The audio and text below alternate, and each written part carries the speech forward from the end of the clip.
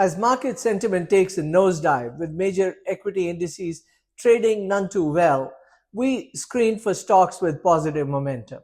Of the 54 names from the S&P 500, aside from Alphabet, parent company of Google, the list is very heavily dominated by healthcare, over 30% of the screen names, and this includes some big names such as Eli Lilly, Johnson & Johnson, Merck, to name a few.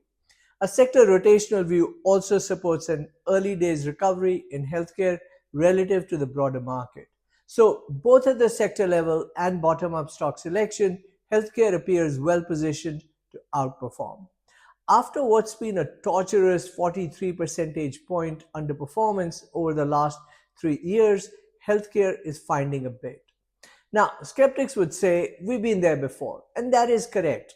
So the question is, what makes this reversal hold?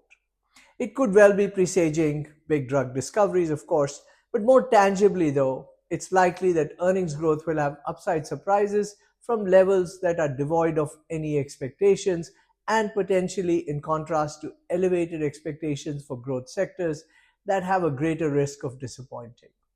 In a market that is likely to see higher volatility, healthcare adds a true defensive hue to portfolios with the added promise of outperformance. Health, after all, is wealth. This is Sunil Garg from Lighthouse Canton.